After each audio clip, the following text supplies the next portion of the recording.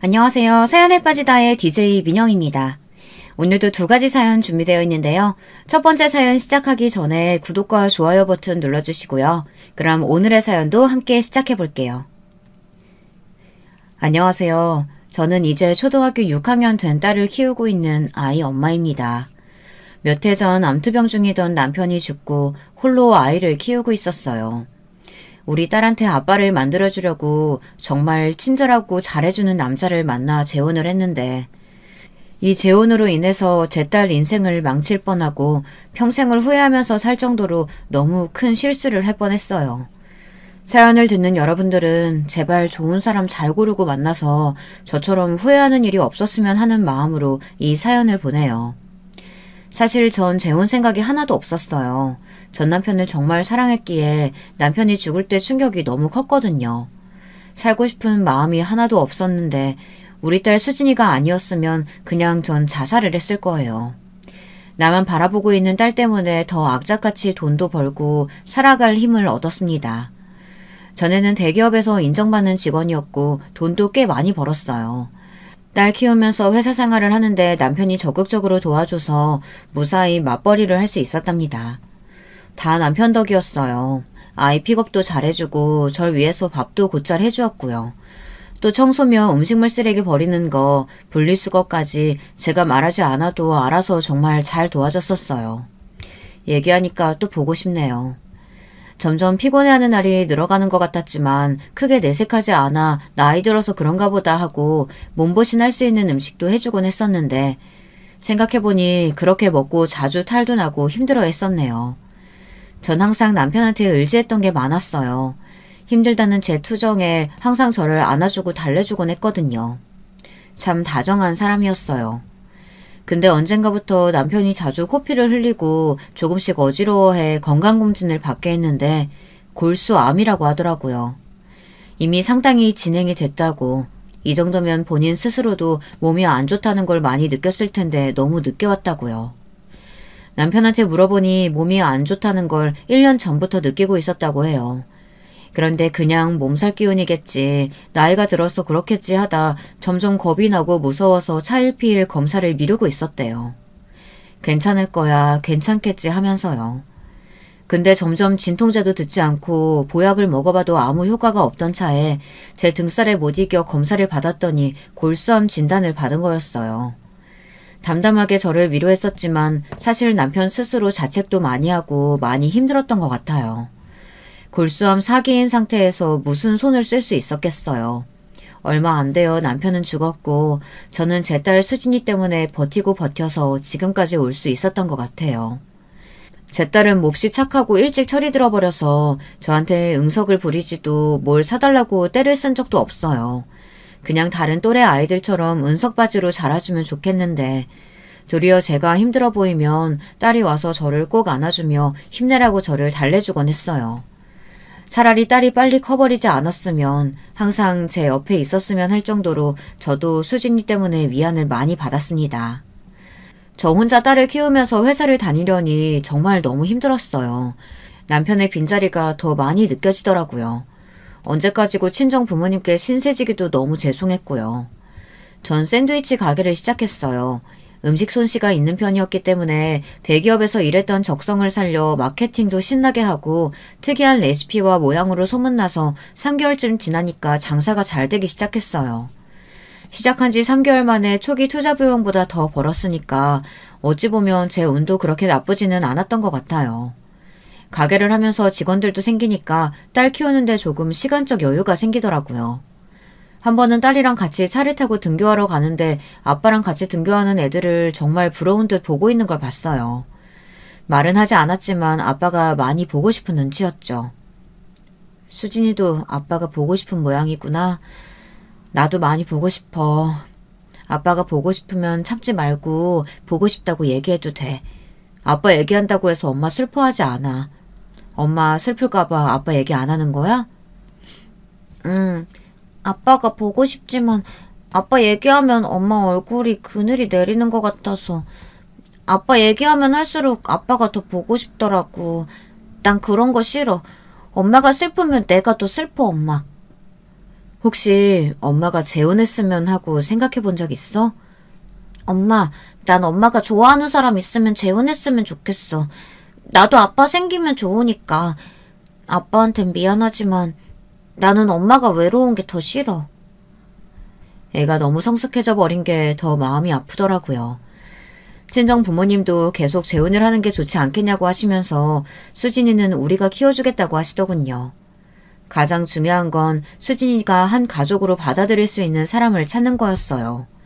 재혼하려고 좀 마음을 먹으니까 갑자기 주변에서 이 사람 저 사람 소개시켜주겠다고 하는 사람들이 나오더라고요. 아이를 좋아하고 친절하고 가정적인 남자를 찾고 싶었어요. 마침 그런 사람을 만나게 돼서 재혼을 했죠. 다른 조건은 크게 중요하지 않았고 딸을 같이 잘 양육할 사람을 찾는 거였어요. 딸이 있다고 하니까 너무 좋아하더라고요. 이상하고 음흉한 이유가 아니라 딸이 있는 걸 반기는 눈치였다고나 해야 하나. 샌드위치 가게를 운영한다고 하니 샌드위치를 진짜 좋아한다고 하더라고요. 시댁 식구들도 만나봤는데 다들 친절하고 좋았어요. 딸아이가 있다고 하니까 귀여운 손주가 생겨 너무 좋다고 하시더라고요. 실제로 수진이를 보여드렸더니 친손주보다 더 귀하고 예뻐해 주셔 마음이 놓였습니다. 내가 복이 있나 보다 하고 다행스럽게만 생각했었는데 바보같이 그런 시커먼 속내들이 있었는진 꿈에도 몰랐던 제가 너무 한심해요. 평소에는 그런 사람들의 검은 속내를 잘 알 수가 없잖아요. 세상에 저는 시동생 때문에 시댁 식구들이 우리를, 수진이를 어떻게 생각하는지 알게 됐어요. 세상에 주변에 전자발찌 찬 사람 보신 적 있으세요?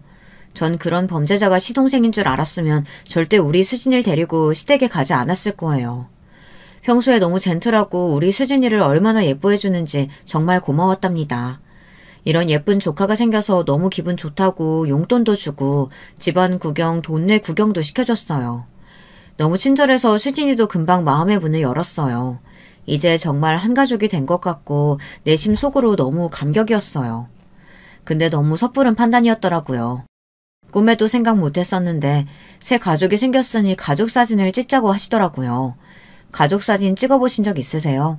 사실 가격이 싼 것도 아니고 몇십만 원씩 드는 돈인데 시댁 식구들이 정말 즐겁게 당연하듯이 사진을 찍자고 하더라고요.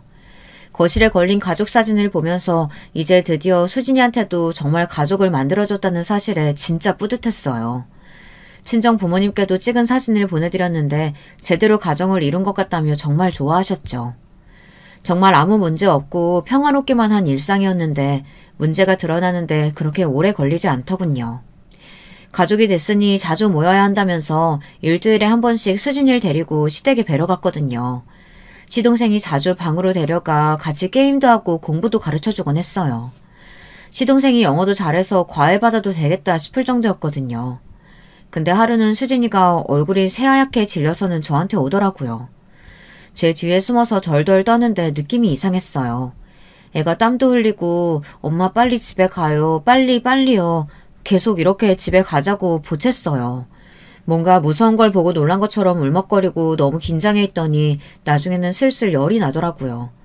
처음엔 뭔가 말하려다가 시동생을 보고 움찔 놀라면서 눈치를 보더니 아프다고 집에 가고 싶다고 하더라고요. 시동생이 갑자기 몸이 안 좋은지 잘 놀고 있다가 그런다며 자기 방에서 쉬게 해도 되겠냐고 하더라고요.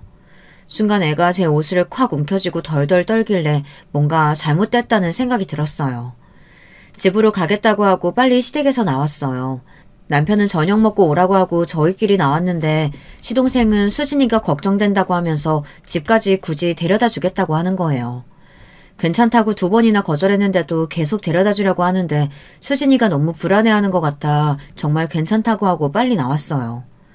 시동생이 돌아서 가는데 뭔가 동물의 왕국에서 사냥감 놓치고 허무하게 돌아가는 사자 같은 느낌이라고 해야 할까. 뭔가 이상한 생각이 들더라고요. 시동생이 멀어지니까 딸에도 조금씩 안정을 되찾는 것 같았어요. 집에 도착하니까 애가 열이 펄펄 나고 아프더라고요. 뭔가 많이 놀란 것 같았어요. 시댁에서 무슨 일이 있었는지 삼촌이랑 무슨 일이 있었는지 물었는데 애가 계속 말하기를 망설이더라고요.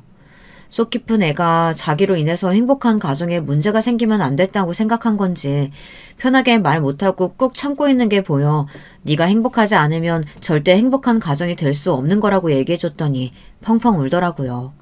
삼촌이 이상하다고요. 같이 게임하고 공부하고 놀다가 잠시 쉬자고 하더래요. 같이 촉감놀이 같은 걸 하자고 했대요. 어린애도 아닌데 무슨 촉감놀이지 싶었거든요. 무슨 오일 같은 걸 가져오더니 자기 팔에 바르면서 만져보라고 했다고 하더라고요. 미끄덩하고 느낌이 신기했대요. 처음에는 팔을 만져보라고 하고 그 다음엔 다리, 그 다음엔 시동생 팬티 속에 손을 넣으라고 시켰대요. 싫다고 하니까 직접 손을 잡아서 억지로 넣었다는데 무섭고 힘들었다고 합니다. 재밌지 않냐면서 이상한 소리를 내고 몸을 떨어서 무서웠는데 자기 손으로 오일을 바르더니 수진아 이제 네 차례야. 내 거 만졌으니까 네 것도 만져보자 하면서 바지를 벗기려고 해서 너무 무서워서 뛰쳐나왔다고 하더라고요. 제가 혼자 된 이후 아빠 없는 수진이가 걱정돼서 성교육을 많이 시켰거든요. 수진이가 4학년 때라 2차 성징도 시작될 시기고 요즘 애들 발육도 빠르잖아요. 누가 허락 없이 네 몸을 만지려고 하면 절대 가만히 있으면 안 된다고 신신당부를 했거든요. 선생님이든 누구든 함부로 네 몸을 만지는 건 있어서는 안 되는 일이라고 여러 번 얘기하고 같이 성교육 영상도 많이 봐서 수진이도 알 건 아는데. 그리고 너무 충격적인 얘기를 들어버렸어요. 심지어 삼촌 발목에 이상한 검은 시계 같은 게 있다고 해서 그게 뭘까? 애플워치 같은 건 발목에 차고 있을 리가 없는데 생각했죠. 그러다 뉴스를 보는데 성범죄자 얘기가 나오고 전자발찌에 대한 얘기가 나오더라고요. 갑자기 삼촌 발목에 있는 검은 발찌가 뭔지 감이 오더라고요.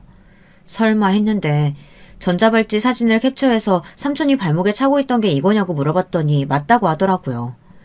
진짜 하늘이 노래진다고 하는 말을 그때 실감했어요. 그러고 보니 수진이가 예쁘다고 계속 따로 방에 데리고 가서 놀고 동네 구경시켜준다고 손잡고 데리고 나가고 했는데 제가 미처 친절함에 속아 그런 속내를 몰랐던 것 같아 저 자신한테 너무 화가 났어요. 전 너무 무서웠어요.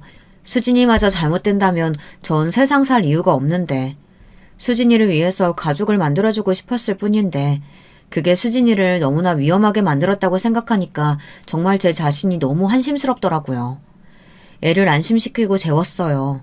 앞으로 절대 그런 일 없도록 할 거라고 하곤 다시는 시댁에 안 가도 된다고 했어요. 안 가도 괜찮다고요. 그제서야 애가 마음이 좀 편안해진 것 같았는데 그걸 보니까 정말 울컥하더라고요.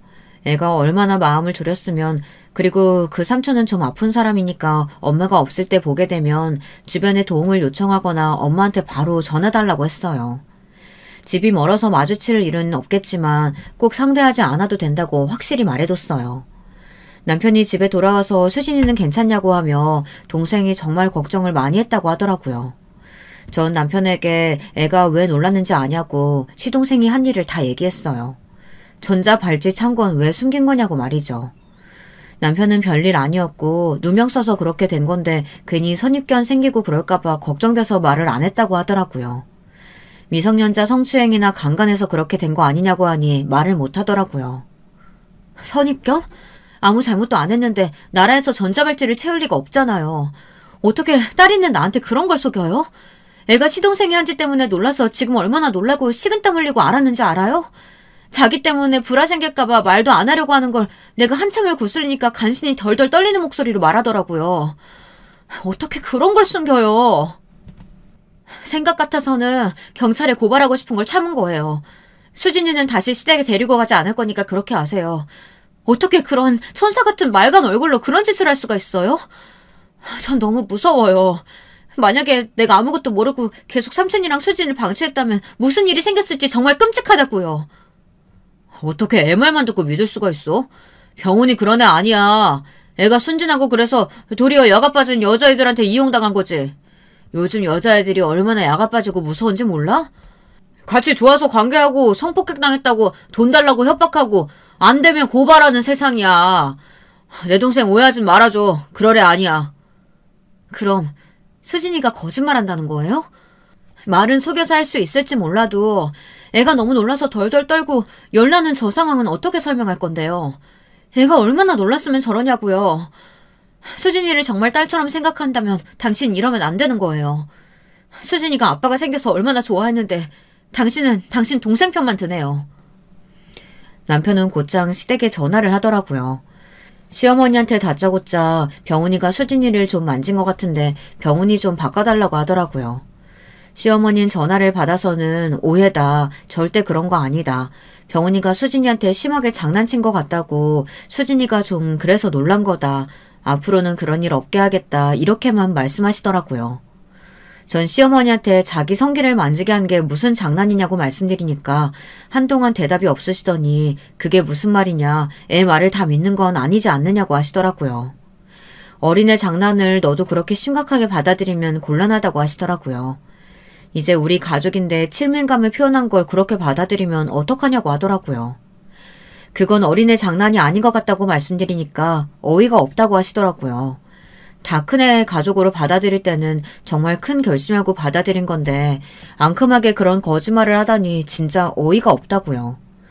제가 이것저것 찾아서 시동생이 지하철에서 여자 성추행하고 어린애 공원 화장실에서 강간하려다 잡혀서 전자발찌 찬 거 아니냐고 하니까 그건 또 어떻게 알았냐고 하더라고요.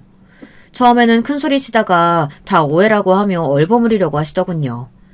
점점 더 끔찍해지더라고요.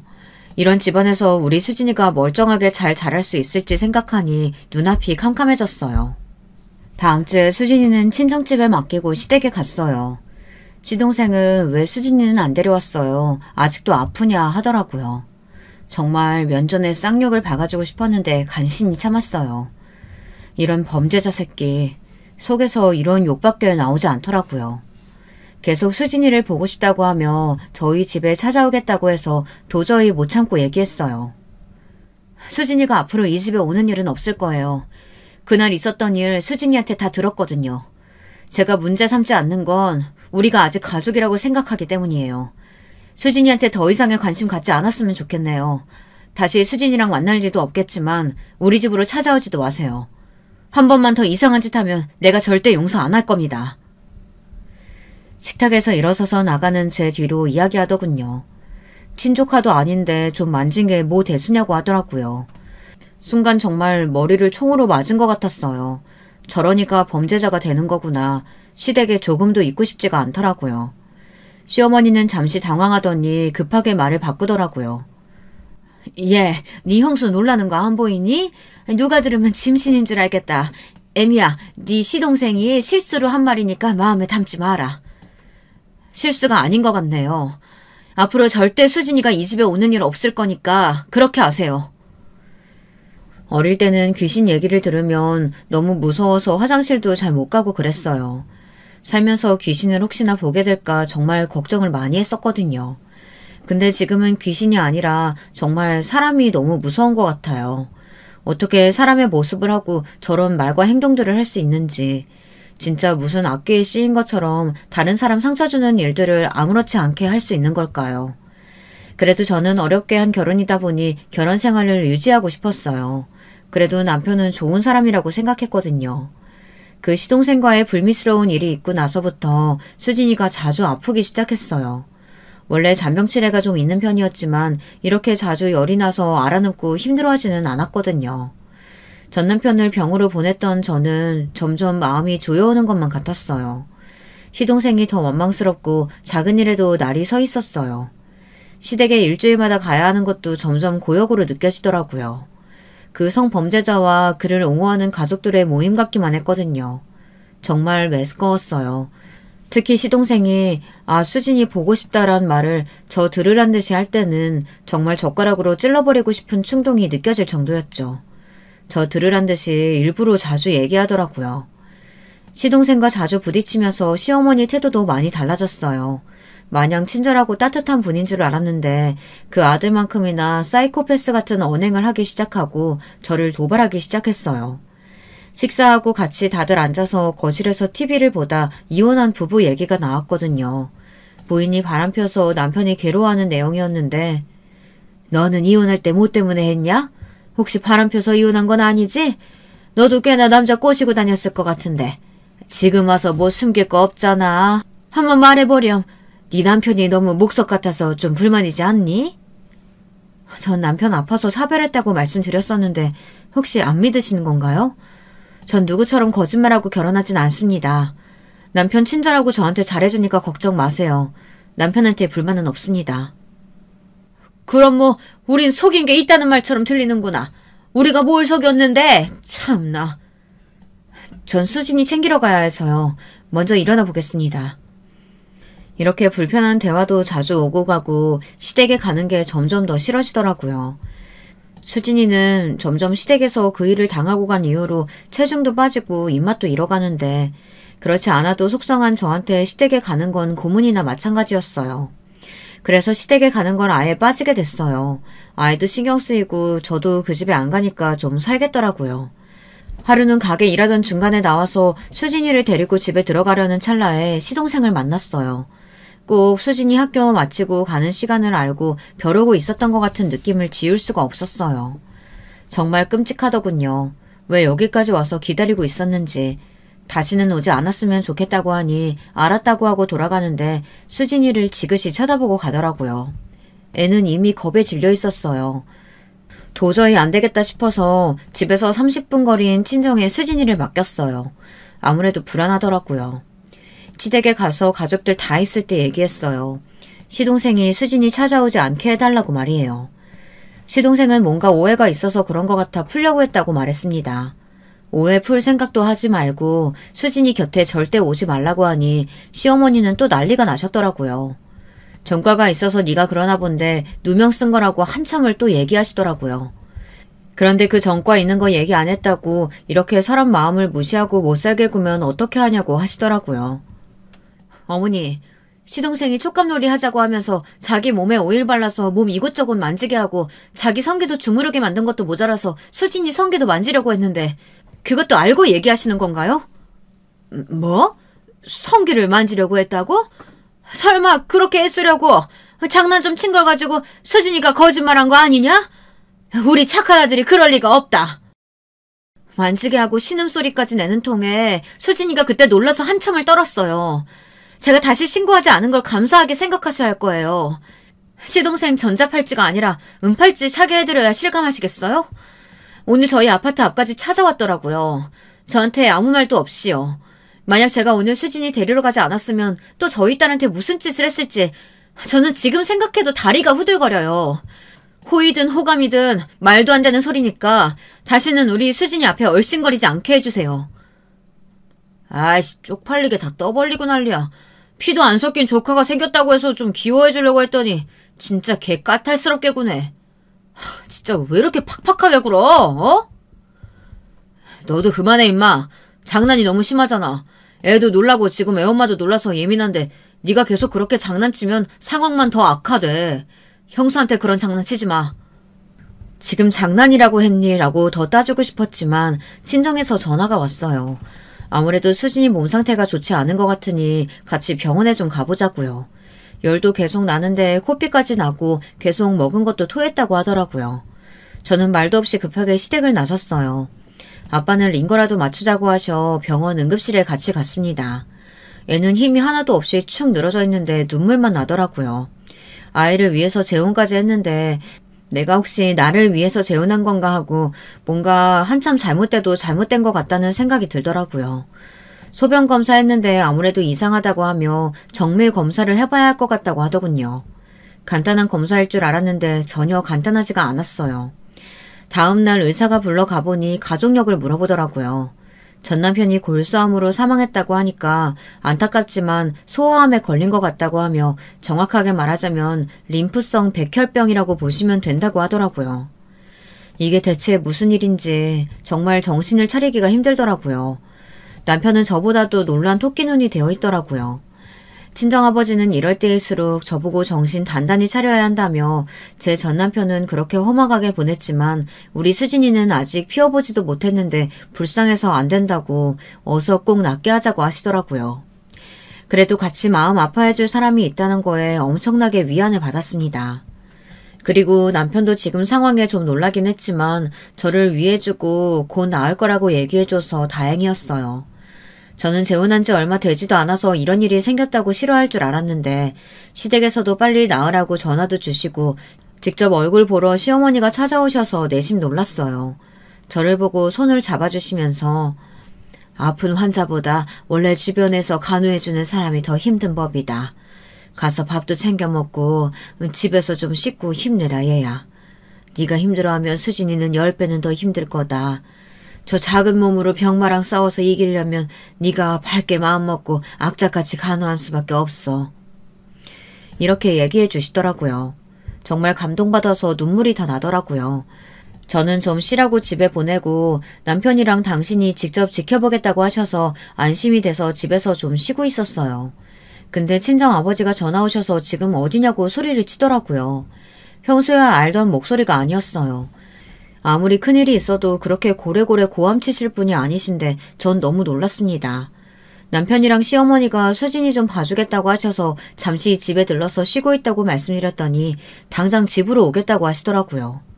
집에 온 아버지는 떨리는 목소리로 얘기하셨어요. 네 남편이랑 시엄마라는 사람 이상한 적 없었냐고요. 처음부터 이상한 건 없었고 그냥 참 저한테 친절하게 잘해주셔서 그게 잠시 이상한 적은 있었지만 딴 건 없었다고요.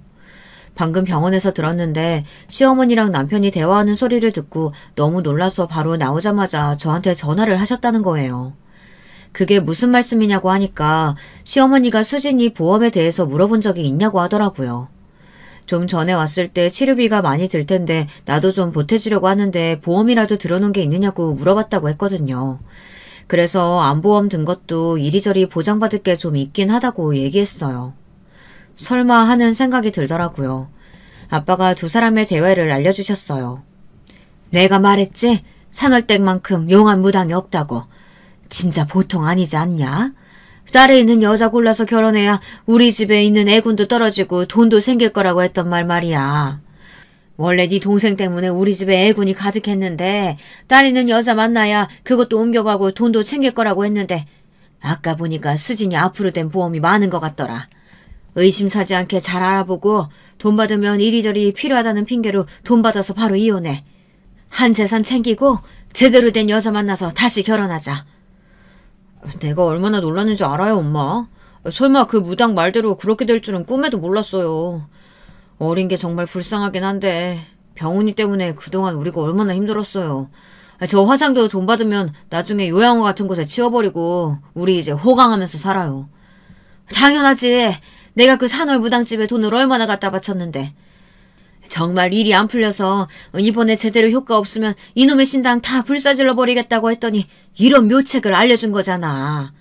그 집 요즘 내가 이리저리 소문내고 선전해준 덕분에 아주 장사도 잘 되고 흐름 타고 있다니까. 아휴, 꼴 좋다. 계속 우리 병훈이 의심하더니. 아휴, 지도 지 자식 때문에 고생 좀 해보라지. 어쨌든 돈 받으면 바로 이혼하는 거다. 알겠지? 네, 저도 더 연기하기 힘들어 죽겠어요. 마음도 계속 불란스럽고요. 빨리 끝내자고요.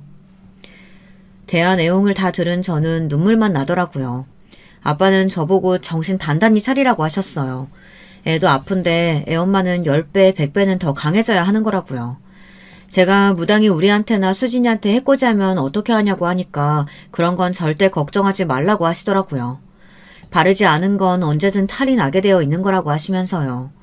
아빠가 저렇게 도와주시려는데 내가 더 힘을 내야겠다고 다짐했습니다.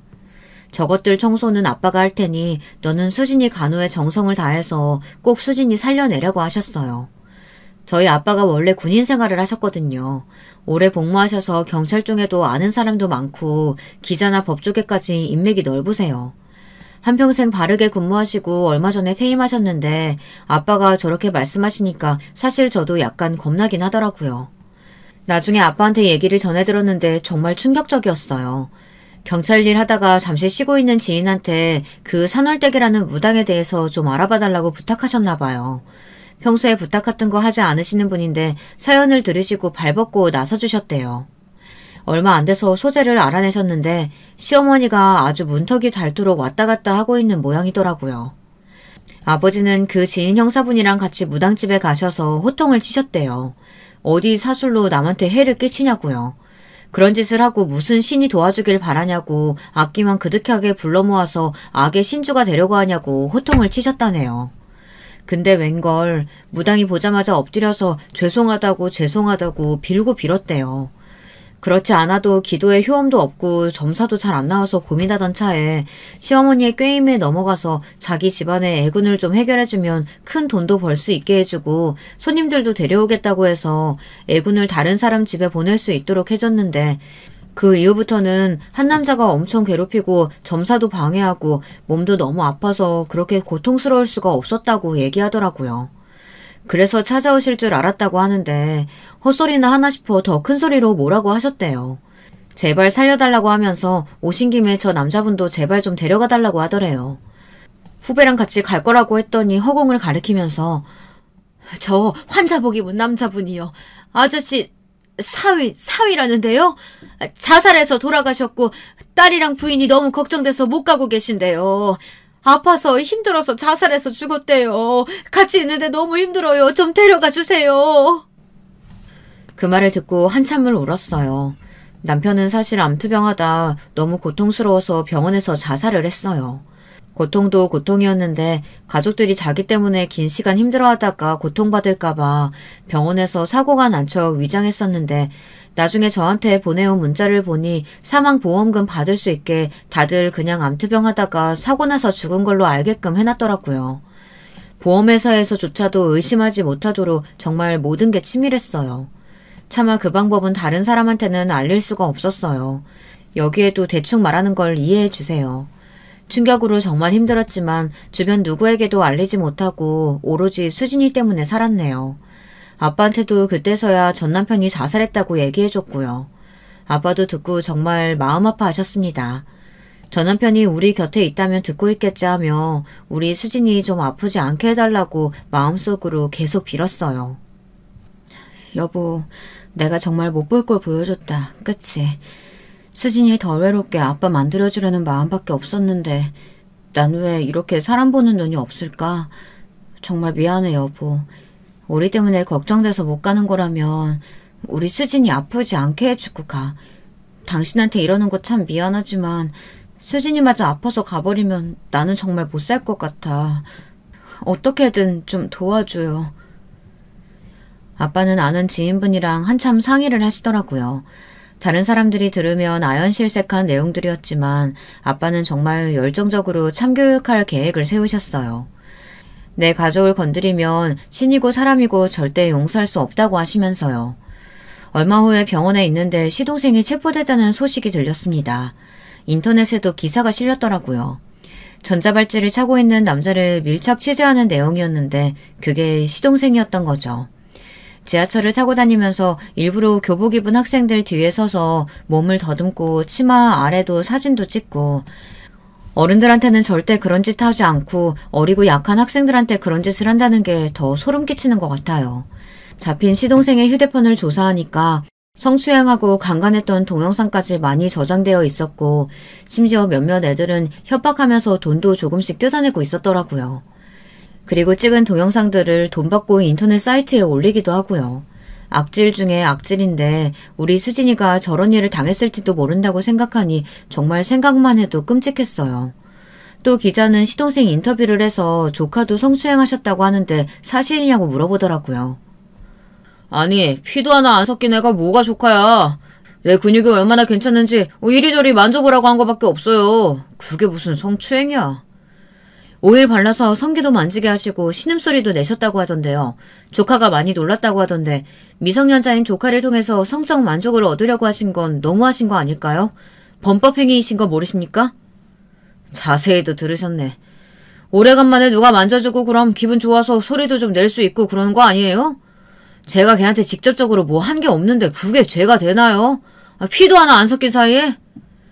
그럼 본인도 또 오일 바르시고 조카 성기도 만지려고 하셨다는데 그건 뭡니까? 걔는 내 진짜 조카 아니라고요. 한 번쯤 그런 생각해보지 않나요? 남자라면? 기자는 시어머니랑 남편 인터뷰도 했더라고요. 그분들은 당연히 또 자기 아들을 옹호하고 그럴 리가 없다고 하더라고요. 얼굴이 모자이크로 가려져 있었지만 동네 사람들이랑 주변 지인들은 세 사람을 다 알아봤다고 하더라고요. 인터넷에는 3명의 신상이 다 박제가 됐어요. 묻힐만 하면 사람들이 다시 올려주고 주변에 이런 어른이 있으면 정말 조심해야 한다고 애들한테 더 강력한 성교육, 옳지 않은 행위를 거부할 수 있는 교육을 해줘야 한다고 사회 전반적인 변화가 필요하다고 곳곳에서 여러 움직임들이 생겨나더라고요. 그리고 2차로 아빠는 좀 약하다고 생각하셨나 봐요. 시어머니랑 남편이 대화했던 것까지 다 녹음을 하셨더라고요. 저는 그건 모르고 있다 녹음 파일을 인터넷에 올린 것에 정말 깜짝 놀랐어요. 아빠가 정말 제대로 복수할 생각이셨구나, 대단하시다 하고 감탄만 했네요. 지금 사는 동네에서는 시어머니랑 남편이 길에 다니기만 해도 욕하고 손가락질하는 사람들이 많아 편하게 밥도 사 먹을 수 없다고 하더라고요. 심지어 알아본 사람들은 당신들한테 음식 안 판다고 짐승들한테 줄 밥이 어디 있냐고 쫓겨났다고 하더라고요. 결국 시동생은 징역살로 들어갔어요. 외국은 그런 사람들이 징역살로 들어가면 자기들이 했던 방법 그대로 참교육을 당한다던데 더 비참하게 오래 살았음 하네요. 저는 시댁보다 먼저 선수 쳐서 이혼했어요. 사회적으로 범법자인 시동생의 존재를 미리 알리지 않았고 그 시동생을 통해서 딸이 성추행 당했는데도 시치미만 떼고 보험금까지 노리고 이혼하려고 했던 증거가 있었기 때문이죠. 독하게 위자료도 받아내고 헤어졌어요. 무당통에서 애군을 저한테 보내라고 하셨다면서요. 그 애군은 그대로 다 돌려드릴게요. 남의 눈에 눈물 나게 하면 자기 눈에는 피눈물 난다고 들었죠. 왜 우리 딸 목숨을 담보로 당신들이 이득을 취하려고 하는지 모르겠네요. 내가 그렇게 쉽게 속아 넘어갈 줄 알았나 봐요. 설사 우리 딸이 죽었다 할지라도 그 돈은 사회에 환원할지언정 당신들 배불리는 데는 절대 쓸 수 없지. 어때요? 세상 곳곳에 당신들 얼굴도 팔리고 신상도 다 팔린 기분이. 그 시커먼 속내가 세상 곳곳에 다 알려졌는데 기분이 어떤지 소감 좀 말해주세요. 결국 알려져서 당신도 회사에서 해고당했다면서요. 어디 시골이나 외국에 가지 않으면 당신들이 이제 한국에서 살기 힘들걸? 잘 살아봐요 어디. 평생 결혼도 못하고 당신 어머니나 모시면서 외롭고 지독하게 잘 살아보라고. 이 정도 하고 보내주는 게 다행인 줄 알아요. 당장 꺼져요. 두 모자는 아무 말도 못하고 주변을 살피며 급하게 사라지더라고요. 한심하면서도 참 다행이라는 생각이 들었어요. 이렇게 스치듯 겪은 것이 정말 감사하더라고요. 그 사람들을 참교육하고 나니까 정말 다행히도 수진이 병세도 좋아졌어요. 진짜 액땜인지 뭔지가 옮겨간 건진 몰라도 이제 상관없었어요. 전 남편의 사랑도 다시 한번 깨닫게 돼서 정말 좋았고요. 마음속으로 빌었어요. 여보, 이제 나 걱정하지 말고 편한 곳으로 가. 하늘나라에서 가끔씩 우리 수진이 봐주고 지켜줘요. 여기에서는 내가 열심히 수진이 지킬 테니까. 당신 이제 여기서 더 아프지 말고 편안한 데로 가자. 마음이 전달된 걸까요? 그냥 전에는 남편을 생각하면 마음이 부서지는 것처럼 아팠지만 지금은 그냥 편안해졌어요. 수진이는 거짓말처럼 점점 차도를 보이더니 이제 완쾌했다고 생각될 정도로 좋아졌어요. 악성이긴 했지만 빨리 발견한 것도 다행이었고요. 이제 마지막 항암만 남았는데 잘 견뎌주고 있어요. 덕분에 표현을 잘 못하시던 친정아버지가 많이 달라지셨어요. 엄마한테도 저한테도 평생 경직된 되게 무뚝뚝한 사람이었거든요. 아빠가 어렵고 무서워서 자주 외식이나 같이 여행을 다녀본 적이 거의 없었어요. 근데 다 같이 수진이 싹 나으면 먼저 국내 여행부터 같이 가자고 계획부터 짜고 계시더라고요. 수진이는 예전보다 더 철들고 더 밝아졌어요. 그런 끔찍한 경험을 한 것에 대해서 제가 사과를 했어요. 지켜주지 못한 것에 대해서요. 수진이는 덤덤하게 얘기하더라고요. 엄마, 그때는 좀 무서웠는데 이젠 아무렇지도 않아요. 그 아저씨 그리고 감옥 갔다면서요. 아주 꼬쉽다. 죄 지으면 역시 벌을 받는구나. 앞으로 그런 아저씨 보면 혼내주게 나 운동 배울래요. 합기도 태권도 다요. 그래. 운동하는 건 좋은데 꼬습다니. 그런 표현은 어디서 들은 거야? 할아버지가 하는 말 들었어요. 근데 입에 짝짝 붙더라고요. 꼬습다. 그렇게 한참을 웃었네요. 저는 샌드위치 가게 하면서 딸 키우는데 전념이 없어요. 몸이 안 좋았던 딸이 그래도 잘 버텨줘서 이제 조금 있으면 중학생이 됩니다. 이제 아빠 필요 없냐고 하니까 아빠보다 훨씬 더 멋진 외할아버지도 있고 나 스스로 잘 지킬 수 있는 멋진 여자가 되겠다고 하며 운동도 참 열심히 하고 있어요. 사실 저러다가 태권도 선수 되겠다고 할까봐 걱정이에요. 아무래도 외할아버지가 운동도 잘하시고 했던 게 있어서 그런지 서로 운동에 대해서 대화도 잘 되고 같이 있는 거 보면 손녀와 할아버지가 아니라 손자와 할아버지 같더라고요. 그래도 그때 끔찍한 기억을 잘 이겨내고 건강하게 자라주고 있는 딸이 정말 고맙습니다. 저도 장사를 계속하면서 이제 좀 사람 보는 눈이 생긴 것 같아요. 제가 신기가 있는 건 아니지만 많은 사람을 대하고 반응을 살피는 게 일상이 되다 보니까 그런 능력들이 발달이 되는 것 같더라고요. 대기업에서 면접을 보는 사람도 저처럼 그 사람 표정이나 웃는 거, 행동하고 옷 입는 것만 봐도 대충 그 사람에 대해서 알아진다고 하더라고요. 사람들 누구나 저런 능력들이 생기면 사람들은 어떻게 변할까요? 그 능력을 쓰면서 좋은 사람들을 알아보고 잘 살게 될까요? 아님 검은 속내를 철저하게 숨기고 좋은 사람인 척 연기하고 사는 사람들이 더 많이 늘어나게 될까요? 나중에 AI가 상용화되어서 그 사람의 거짓말과 속내를 다 알 수 있게 되면 사람들이 자주 하는 선의의 거짓말과 하얀 거짓말 같은 것들을 구별하거나 판독해낼 수 있을까요? 속이거나 애써 꾸며내지 않아도 다 같은 마음이고 즐거운 세상이면 좋을 텐데. 누가 판독하거나 분석하려고 애쓰지 않아도 서로 가감없이 마음을 드러내고 좋을 수 있는 그런 때를 살 수 있는 날이 언젠가는 오면 좋겠습니다. 남편과도 사별하고 두 번째 결혼도 실패로 끝났지만 지금은 가족끼리 서로 아껴주고 열심히 제 일을 하며 살다 보니 외롭다거나 힘든 생각이 별로 들지 않아요. 가끔 보면 삶의 주인이 내가 아닌 타인이 되어 남자나 여자 없이는 외로워서 못 산다고 하는 사람들도 많고 만나는 상대방에게 너무 집착을 해서 상대방이 진절머리 나게 하는 사람들도 많더라고요. 자기 삶과 일에 열중하면서 사랑도 하면 참 좋을 텐데 그런 부분에 미숙한 사람들이 많다 보니 연애나 사랑이 어렵다는 말이 나오는 게 아닌가 싶어요. 내가 없는 내 삶만큼 비천한 살도 없다는 생각을 하기 때문에 이렇게 열정적으로 가정을 꾸려나가고 자식을 키워나가는 제 자신을 정말 기특하게 생각하고 자주 선물도 해주고 맛있는 것도 먹여주면서 아껴주곤 한답니다. 제가 행복해지는 소소한 것들을 잊지 않고 찾아서 하고 있어요. 여러분들도 하루하루 그런 삶을 살아가시면 좋겠다는 생각으로 사연을 남깁니다.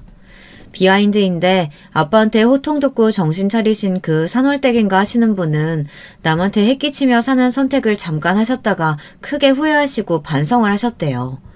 저는 토속신앙을 믿진 않지만 모든 게 아예 없는 걸 지어낸 거라고는 생각하지 않아요. 그분이 자기가 살기 위해 남한테 해를 입히려고 하셨다가 크게 반성하시고 점집하던 곳에서 기도를 계속 올리면서 찾아오는 사람들한테 이제 점을 봐주시는 게 아니라 명상도 시키고 마음의 짐을 벗고 삶을 열심히 살아갈 수 있게 격려도 해주고 조언도 해주는 일을 하셔서 멋지다는 생각이 들더라고요. 그래서 도리어 더 사람도 많이 모이고 돈도 잘 벌고 계신다고 하네요. 그리고 자신이 과거에 했던 남한테 해를 끼치더라도 자신이 이득을 보면 그만이지 하며 양심을 속였던 모든 게 결국은 나한테 돌아온다는 얘기를 기도하는 사람들한테도 계속 해주신대요. 선택은 자유지만 그 모든 선택은 나에게 다시 돌아온다는 얘기를 해주셔서 당연한 이야기 같지만 지금의 내 모습에 괴로워하고 힘들어하는 그 모든 게 결국은 내가 선택한 결과로 인한 거라는 걸 그리고 다른 선택을 해야 변화가 생기기 시작한다고 일깨워준다고 하네요. 들으면서 참 멋있는 분이다 생각했어요. 실수는 누구나 하는데 내가 한 실수를 인정하고 또 다른 사람들에게 그걸 이야기한다는 게 쉬운 건 아니니까요. 그래서 저도 제가 한 경험을 이렇게 얘기해봐야겠다는 생각이 들었어요. 항상 삶은 선택의 문제인 것 같아요. 인생에는 다양한 결론들이 펼쳐져 있고 내가 어떤 선택을 하느냐에 따라서 우리는 그에 따른 결론에 도달하게 되죠. 처음엔 괜찮은 선택인 줄 알았다가도 뒤돌아보아서는 깨닫기도 하고 선택이 잘못됐다는 걸 알면서도 애써 모른 척 괜찮은 결과가 나오기를 기대하고 또 문제없이 보이면 괜찮은 척 꾸미고 살다 나중에는 그 모든 게 드러나서 후회하고 수치스러워하는 게 인생의 대부분의 모습인 것 같기도 하고요. 요즘 남들 보기에 화려해 보이는 삶이 많잖아요. 요즘 인스타나 SNS 하는 사람들의 모습을 보면 전부 화려하고 행복해 보이는 사진들이 가득한 것 같아요. 저는 볼 때마다 저 사람의 행복한 삶이 정말이기를 바랄 때가 더 많은 것 같아요. 저 행복이 거짓이 아니고 저 행복을 보여주기 위해서 잘못된 선택들을 하지 않기를 바라게 된다고 해야겠네요. 또 남들이 봤을 때 저 사람은 왜 굳이 저런 선택을 할까 하는 일들을 하게 될 때가 있잖아요. 저렇게 하는 게 이득을 보는 방법인데 당연히 저렇게 해야 하는 건데 양심이 뭐 밥 먹여줘. 바른 게 뭐가 중요해. 남들 다 저러고 사는데 바보 같아. 이런 말들을 하는 사람들이 많더라고요. 하지만 그런 선택은 꼭 자신을 후회하게 만드는 결론을 낳게 되더라고요. 그런 선택을 할 수밖에 없었던 내가 되기보다 바른 선택을 하고야만 하는 내가 되기를, 그리고 그런 여러분들이 되길 바라봅니다. 그때 내가 옳은 선택을 했기 때문에 이렇게 돼버렸어가 아니라 그 수많은 옳은 선택들을 했었기에 지금 후회하지 않는 삶을 사는 내가 될 수 있었다는 그런 인생을 사시기 바랍니다. 남편이 있어야만 아이를 행복하게 해주고 외롭지 않게 해줄 수 있다는 생각에 마음에도 없는 재혼을 했던 저. 새로운 가족이 생긴다고 해서 외로움이 채워지거나 행복해지는 건 아니었는데 저런 잘못된 선택으로 평생 후회만 하다 살 뻔했던 저였네요. 하지만 그런 상황 속에서도 주변 사람들의 도움으로 가족의 사랑도 깨닫고 더 정신 차리고 힘내서 앞으로 나아갈 수 있었어요. 남편은 없지만 자주 남편을 더 생각하고 주변의 가족들과 더 감사하는 마음으로 살 수 있게 되어 정말 다행이라고 생각합니다. 이 사연을 들으시는 여러분들도 주변에 나와 함께하는 따뜻한 사람들과 올바른 선택들로 후회 없이 행복한 결과 속에서 사시길 늘 바라봅니다. 여러분, 두 번째 사연 시작하기 전에 좋아요, 구독 꼭 눌러주실 거죠? 그럼 두 번째 사연 바로 시작합니다. 안녕하세요. 저는 경기도 수원에서 식당을 운영하는 50대 여자입니다. 제가 얼마 전에 있었던 일을 친구들에게 말하니까 제발 제보해보라고 하도 난리길래 제보하게 됐어요. 너무 황당하고 어이없고 심지어 이제는 웃긴 사연인데 여러분도 한번 듣고 판단해주세요. 저는 강원도에서 일남 이녀의 막내로 태어났습니다. 언니, 오빠와 나이 차이도 꽤 나서 집안에서 막둥이로 예쁨만 받으면서 자랐어요. 부모님은 식당을 하셨는데 제가 어렸을 때는 그냥 동네에서 하던 식당이 점점 단골도 많아지고 우리 지역이 관광 수요가 많아지면서 크게 확장하게 됐습니다. 그래서 제가 고등학생일 때는 3층으로 이루어진 아주 큰 식당이 됐고 오빠와 언니는 학교를 졸업하고 식당에서 일했어요. 부모님이 음식 솜씨가 매우 좋으셨고 무엇보다 친절하셔서 지역 주민들에게도 인기가 많고 관광객들도 자주 찾아와서 매출이익이 좋아 저는 어렸을 때부터 남부럽지 않게 살았습니다. 어렸을 때부터 성격이 매우 활발하던 저는 학교에서도 교우 관계가 아주 좋았고 선생님들에게 인기도 많았는데 언제 중학생 때는 제 생일이라고 무작정 반 아이들과 담임 선생님을 우리 가게로 데려간 적도 있어요.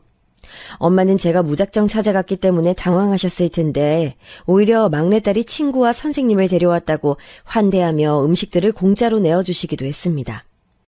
담임 선생님이 되게 젊으신 초임 여자 선생님이었는데 안절부절 못하니까 엄마는 오히려 환영한다고 선생님에겐 따로 음식까지 싸주셨죠.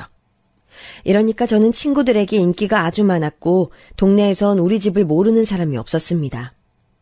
동네가 도시가 아니니까 아무래도 인구가 적어서 사람들이 서로 다 아는 사이였는데 저는 특히 친하게 지내던 무리가 있었어요. 여자들로 이뤄진 무리고 총 6명인데 초등학교부터 고등학교까지 쭉 같은 학교에 다녀서 단순히 친구 관계를 넘어서 가족처럼 느껴지던 친구들입니다. 6명이 하도 친하게 몰려다니니까 어른들은 우리 보고 육공주라고 부르기도 하셨을 정도로 동네에서 똘똘 뭉쳐다녔어요. 그중 은경이라는 친구는 집안 형편이 안 좋았는데 아버지가 초등학교 때 바람이 나서 집을 나가서 어머니가 매우 힘들어하셨거든요. 남편이 바람나서 집 나가서 다른 살림을 차린 것도 힘든데 혼자 은경이와 동생 은진이를 키워야 하니 얼마나 힘드셨겠어요. 평생을 집에서 살림하던 분이라 어디 제대로 취업할 것도 없었고 동네가 도시도 아니니까 일자리가 많지도 않았죠. 그래서 그 사정을 아신 우리 부모님이 가게로 은경이 어머님을 불러서 직원으로 써주셨습니다. 또 무리 중 희경이라는 친구의 언니가 서울대를 다녀서 방학마다 우리 공부도 무료로 봐주고 서로 가족들끼리 친밀한 관계를 유지하고 돕고 살았어요.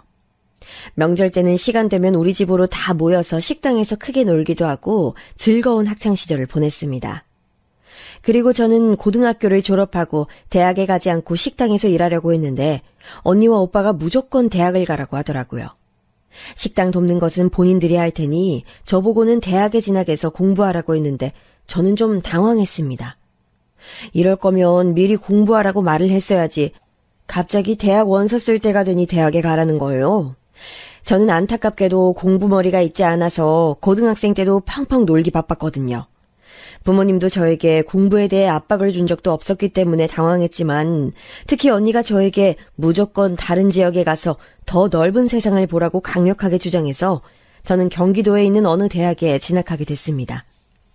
어떻게 보면 떠밀려서 가게 된 건데 대학 생활이 생각보다 훨씬 재밌어서 저는 언니에게 고마운 마음이 들었어요. 학교 앞에서 자취하며 친구들하고 노는데 그게 얼마나 재미있던지 공부는 안 하고 놀기만 했던 기억이 나요. 방학 때는 고향으로 가서 친구들도 만나고 식당 일도 도우며 살았는데 학창시절 무리는 그 지역에서 계속 사는 친구들이 많았습니다. 그중 하나는 고등학교 때 만나던 남자친구와 아기를 가져서 졸업하고 바로 결혼해서 사는 친구도 있었어요. 제가 식당에 나오면 엄마는 뭘 돕냐고 가서 놀라고 하셨는데 저는 성격 자체가 활발하고 또 가족들이 저에겐 힘든 일을 안 시켰기 때문에 괜찮았습니다. 그러다 어느 날 제가 여름방학에 고향에 가서 식당에서 일을 도우며 어떤 혼자 온 남자의 주문을 받게 됐어요. 여행 오셨어요? 혼자 오신 것 같아서요. 예, 원래 친구랑 오기로 했는데 친구가 갑자기 급한 일이 생겨서 혼자 오게 됐어요. 그러셨구나. 혹시 어디 갈 예정이세요? 제가 여기 토박이라 잘 알아요. 저는 원래 손님들하고 얘기하는 것을 좋아해서 먼저 말을 거는 경우가 많아 저를 보러 오는 단골 손님도 많았는데 이날도 그래서 무작정 말을 했더니 그분도 되게 잘 받아주시더라고요.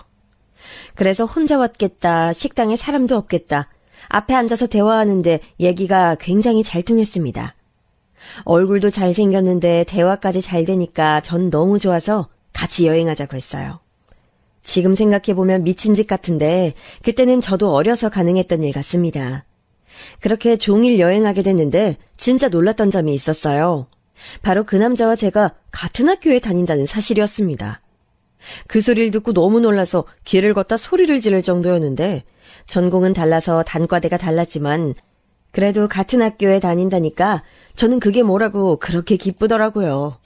그 인연으로 저는 개강하고 학교에 가서도 그 남자, 이름은 준혁이고 저와 동갑이었어요. 자주 만나게 되었고 그대로 준혁이는 저의 첫 남자친구가 됐습니다. 그 뒤로는 남들이 연애하던 것처럼 매우 평범하게 연애했는데 시험 기간엔 같이 도서관에서 공부도 하고 맛있는 것도 먹으러 다니고 시간 나면 서울로 여행도 가고 하면서 즐겁게 지냈어요. 중간에 준혁이가 군대에 가야 해서 저는 그것도 다 기다려줬고 제가 먼저 취업해서도 계속 사귀었습니다. 제 전공은 그냥 어문 계열이었는데 사실 저는 취업하는 게 별로 내키지 않아서 자취방이랑 가까웠던 중소기업에 취업하게 됐어요. 그래야 준혁이도 자주 볼 수 있었고 또 서울을 막연히 두려워서 최대한 변하지 않는 환경을 원했기 때문에 그렇게 결정했습니다. 그리고 제가 먼저 취업했으니까 아무래도 학생인 준혁이보단 돈이 많아서 데이트 비용도 다 제가 내면서 연애했어요. 준혁이와 사귀면서 알게 된 사실은 준혁이가 생각보다 집안 사정이 좋지 않다는 점이었는데 학비도 본인이 내야 해서 방학 때는 공사장에 가서 일하면서 비용을 보태기도 했습니다. 그걸 아니까 최대한 데이트 비용은 제가 다 내려고 했었죠. 집에서 넉넉하게 용돈을 보내주었기 때문에 취업 전에도 저는 항상 돈이 부족한 적은 없었기 때문에 가능했습니다. 하지만 문제가 있었는데 바로 제 직장이었어요. 사무직으로 일했었는데 활발하고 움직이는 것을 좋아하던 저에게는 너무 맞지 않아서 다니는 게 너무나도 힘들었습니다. 종일 앉아서 머리에 들어오지도 않는 서류들을 보고 상사들의 비위를 맞추는 현실이 힘들어서 나중에는 사무실에 들어가지 않고 복도를 서성이기도 했어요. 물론 직장 생활이 쉬운 게 어디 있겠어요. 돈 버는 건 다 힘든 일이고 즐겁지 않다는 것을 알지만 제 성향과 사무직은 상극이라는 것을 알게 됐습니다. 이 고민을 가족들에게 얘기했더니 처음엔 직장 생활이 다 그렇다고 하며 저를 설득했지만 제가 시간이 지나도 너무 힘들어하니 나중엔 고향으로 오라고 했습니다. 그런데 저는 그 당시 남자친구를 너무 좋아해서 고향으로 가긴 싫어서 억지로 직장 생활을 이어갔어요. 하루하루가 너무 힘들고 평생을 이렇게 살아야 하나 힘들어하니 갑자기 엄마가 저에게 말을 꺼냈습니다.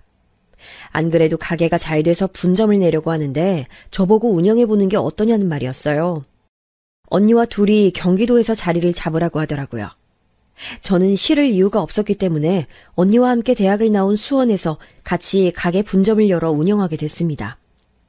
회사에 가서 사표를 내고 우리 가게에 가서 종일 일을 배우고 언니와 같이 여기저기 돌아다니면서 잘해보자고 다짐했었죠.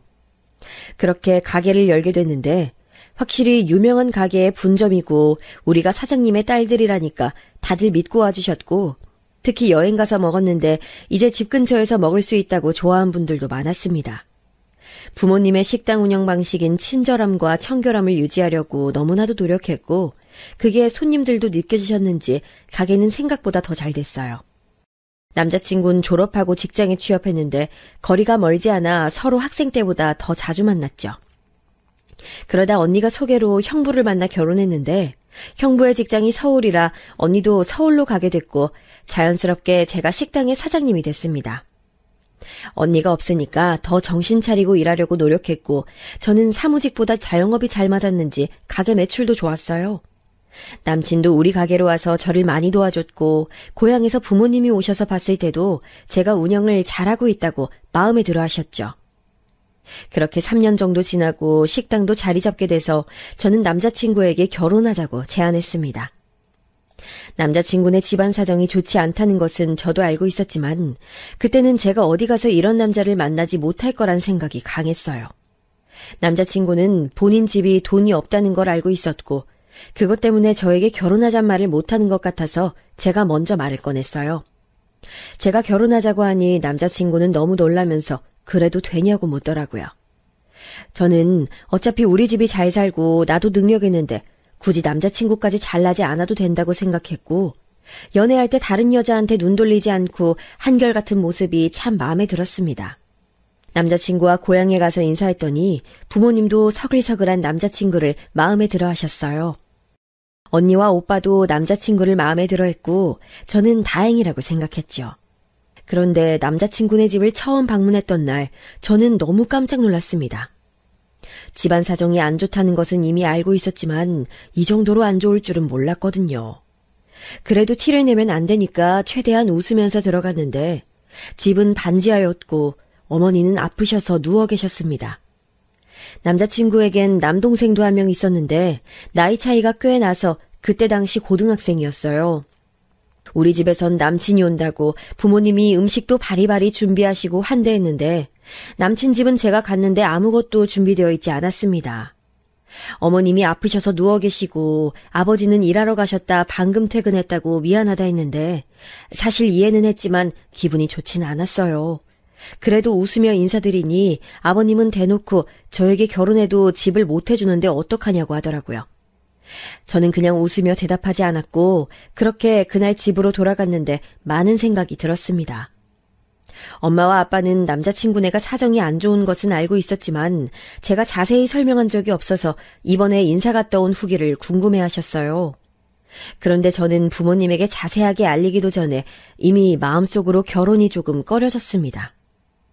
하는 수 없이 친언니에게 연락해서 사정을 말했더니 언니는 정말 놀라면서 결혼하면 안 된다고 하더라고요. 언니는 형부가 잘 사는 집이라 여유 있게 살고 있었는데 본인의 친구들이나 주변 지인들을 보면 가난한 집에 시집가서 잘 사는 경우를 보지 못했다고 저에게 기겁하며 말렸습니다. 저도 친구들이 많아 여기저기 물어봤는데 다들 하나같이 도대체 왜 제가 저런 집에 시집가는지 이해하지 못하더라고요. 남친과 결혼하면 남친 집까지 제가 책임져야 할 수도 있다며 절대 남의 집 기둥 빼오는 것은 아니라고 하며 반대했어요. 제가 그렇게 고민하던 사이 남자친구도 그걸 눈치챘는지 저에게 어느 날 진지하게 말했습니다. 자기가 돈도 없고 사정도 좋지 않지만 다른 여자와 바람이 나거나 도박이나 유흥에 빠지지도 않을 것이며 성실하게 살 자신이 있다고 하더라고요. 웃기게도 저 말을 들으니까 남자친구와 했던 연애 기간이 머릿속에 스쳐 지나갔는데 진짜 남친은 저와 사귀며 여자 문제로 한 번도 힘들게 한 적이 없던 게 생각났습니다. 이제까지 보여줬던 모습이 있으니 그냥 있는 사람이 베풀자는 의미로 저는 결혼을 굳혔는데 그걸 알고 친언니가 말 그대로 난리가 났습니다. 부모님에게 막내가 미쳤다고 저에게 형부까지 데리고 와서 말리고 심지어 남친한테도 제발 헤어지라고 말하기도 했어요. 저는 언니의 마음은 이해하지만 그래도 내가 한 선택이니까 존중해달라고 했고 부모님도 부자인 사람보다 괜찮은 인성을 가진 사람 만나는 것이 훨씬 힘들다고 제 선택을 믿어주셨습니다. 상견례도 하고 집도 우리 부모님이 구해주셔서 가게 옆에 얻게 됐고 결혼식까지 아무 문제 없이 진행됐어요. 남편은 결혼하고 우리 가게에서 일하고 싶다 해서 저는 알겠다고 하고 같이 식당 운영을 하게 됐는데 남편은 저보다 더 성실하게 일했습니다. 부모님이 항상 친절을 강조하셨는데 남편은 오는 손님마다 어찌나 친절하게 대하던지 제가 혼자 사장일 때보다 훨씬 단골들도 많아졌어요. 저는 그런 남편을 보며 결혼하길 참 잘했다고 생각했습니다. 그런데 결혼하고 1년이 지났을 때였는데 남편이 심각한 얼굴로 저에게 말을 꺼내더라고요. 여보, 동생이 이제 고등학교 졸업하잖아. 그런데 아버지가 고향으로 내려가고 싶다고 하시네. 아, 그래? 원래 사셨던 곳으로? 어머니가 아프시니까 같이 고향에서 여생을 보내고 싶으시대. 그래서 그런데 우리 동생이 자립할 때까지 같이 살면 안 될까? 남편의 말을 듣고 저는 너무 당황했는데 남편이 진짜 간절하게 말하니 거절하기도 뭐하고 결국 시동생과 같이 살게 됐습니다. 그리고 저는 그 기간을 아직도 기억하기 싫은데 시동생은 대학에 진학하지 않았는데 그러다 보니 종일 집에 있었어요.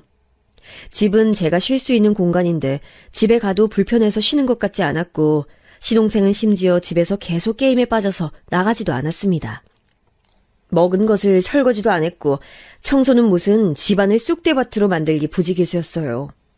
아무리 남편에게 말해도 남편은 본인 동생이 안쓰럽다고 심하게 말을 못하더라고요. 남편이 착해서 참 좋았는데 오히려 그 착한 성격이 저를 답답하게 할 줄 몰랐습니다. 새벽에 잠을 자야 다음 날에 힘내서 가게에 나갈 수 있는데 시동생이 새벽 내내 게임을 해서 깊게 잘 수도 없었어요. 어느 날엔 지친 몸을 이끌고 집에 왔더니 거실에 과자 봉지가 나뒹굴고 집에서 담배까지 피웠는지 담배 냄새가 진동했습니다. 결국 참다 못한 제가 시동생에게 이렇게 민폐를 끼치면 어떡하냐고 했더니 시동생은 아무 말도 안 하고 입을 꾹 다물더라고요. 남편은 자기가 말하겠다고 저를 말리는데 믿을 수가 없어서 그 앞에서 시동생 보고 정신 똑바로 차리고 밖에 나가서 생산적인 일을 하라 했더니 알겠다고 작게 대답했습니다. 그날 남편과 밤새 싸웠는데 저는 남편의 다른 점은 마음에 들어도 가장 중요한 순간에 제대로 말하지 못하는 모습은 마음에 들지 않았어요. 근데 그렇다고 이런 모습을 친언니에게 말하면 그러게 왜 결혼했냐고 오히려 저를 탓했기에 혼자 참았습니다. 그래도 폭력적인 모습을 보이거나 다른 사람에게 눈길을 주는 모습은 안 보였으니 꾹 참았죠. 시동생도 제가 뭐라 하니까 어디 아르바이트를 구했는지 집에 없는 모습이 보이기 시작했고 저도 너무 심했나 싶어 그 뒤로는 잘해줬습니다. 시부모님이 고향으로 내려가시고 저와 남편은 서로 부모님이 멀리 사니까 자주 찾아뵙고 싶어도 가게를 운영하니까 그게 쉽지 않더라고요. 그래서 양가 부모님 생신 때와 명절만큼은 꼭 빠지지 않고 갔는데 시부모님, 특히 시어머니는 몸이 불편하셔서 거동이 자유롭지 않으니 우리가 찾아뵈면 꼭 더 있다 가라고 하셨어요. 시집살이를 시키지 않으셨으니 그 점은 감사했지만 명절이나 생일마다 집에 가려고 하면 가지 말라고 대놓고 말하고 조금만 있다가 가라고 하시니 발걸음이 정말 무겁게 느껴졌습니다. 아가, 네가 우리 아들들을 잘 보살펴야 해. 원래 여자가 잘해야 집안이 사는 거야. 심지어 제가 시동생을 집에 데리고 있는데 저보고 잘하라고 하니 어느 순간 화가 나더라고요. 남편도 시동생도 우리 집이 먹여 살리는데 물론 악의가 아니라고 하지만 나중엔 불편해서 시댁에 방문하고 싶지 않았습니다. 갈 때마다 돈이 없어 힘들다 하고 가지 말라고 하고 떠나는 우리를 힘들게 하니 저도 시댁에 방문하면 표정이 좋지 않았어요. 그런데 그런 저를 보고 남편이 섭섭하다고 하더라고요. 그래도 우리 부모님이잖아. 시집살이를 시키지도 않는데 그럴 필요 없어? 알겠어. 미안해. 내가 조심할게. 우리 부모님은 남편이 와도 워낙 본인들이 바쁘시기도 했고 우리 부부보다 돈이 많으니까 돈을 요구하지 않으셨어요. 오히려 남편이 오면 사위가 고생 많다고 용돈을 주시곤 하셨죠. 이렇게 대비되니까 저도 기분이 안 좋았던 건데 남편이 저에게 저러니 섭섭한 마음이 들었지만 또 남편은 막상 우리 가족들에게 정말 잘했거든요. 그러니까 저도 마음을 고쳐먹었습니다. 제가 고향에 갈 때마다 저는 어렸을 때 친구들 모임을 꼭 나갔는데 결혼한 친구가 많으니 남편도 데리고 부부 동반으로 만났어요. 거기서 남편은 분위기를 띄우는 것도 매우 잘하고 말도 많이 해서 친구들도 재밌어 했습니다. 친구들은 은경이라는 친구를 제외하고 다 결혼했는데 은경이는 아직 짝을 찾지 못해 혼자였는데 열심히 찾아봐도 마음에 드는 사람이 없다고 하더라고요.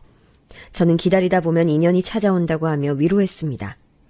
은경이는 동네에서 미용실을 했는데 친정에 갈 때마다 저는 남편과 제 머리를 은경이 미용실에 사곤 했어요.